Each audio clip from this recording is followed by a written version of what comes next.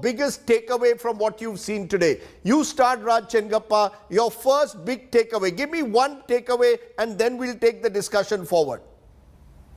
Well, this is a mega makeover. This is not half measures. If you saw Mr. Modi in 2017 when he expanded his cabinet and reshuffled some of them, only 9 ministers were dropped. And he brought in some more fresh talent. In 2019, when he expanded his cabinet, brought in fresh faces, you had, I think, about 23 or so of them.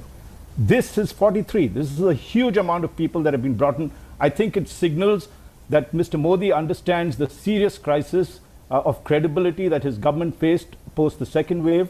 He had lost momentum after having a phenomenal success in 2019. He had to make not just a course correction, but actually reinvigorate the entire ministry that he had. That's why you see the heavyweights being dropped. There might be charitable explanations that these are being pushed to the party for being their spokesperson. Particularly, I'm talking of Shankkar Aiyar and Prakash Javadekar. But there's no doubt he had to do things as critical, whether it's on health, on education, looking at the telecommunications, the economy, all these frontline ministries that will make a difference for 2024. This was a now or never chance that he got. He took the big leap. Okay, so you believe he's taken the big leap and taken a mega makeover. That's the word that you've used. Shankkar Aiyar, your response.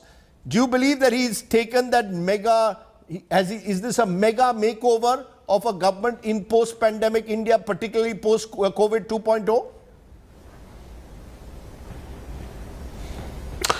Well, to use an analogy of the Formula car racing thing, this is a pit stop where a lot has been changed. The look has been changed. Probably some of the mechanics has been changed. But what will really matter is how the allocations happen, whether the engine has been tuned according to the needs of the government. This is really a succession plan dressed in politics, and this is in some ways the preparatory work for 2024. But the bogies have been changed, but the engine and the engine driver are the same. Fits. You know, to take your analogy, the bogies have been changed, but the engine and engine driver as of now remain the same. Until there are mega changes in the key portfolios, we can't say that this is a complete change in direction, can we?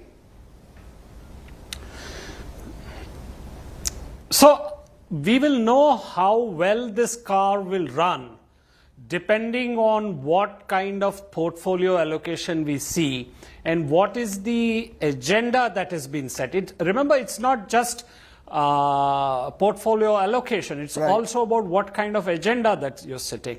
So the issue with the government is, you remember that when Mr. Modi came in 2014, one significant event was the ambassador car was rested and retired. And the image of the government of India has always stuck as the ambassador car, sluggish, inefficient, and fuel guzzling. That image has persisted for decades. The question now is in 2021 whether Mr. Modi, by bringing in all these younger faces, some of the promotions are very significant, like Kishan Reddy, Anurag Thakur and all, which is why I would rather call it a succession plan.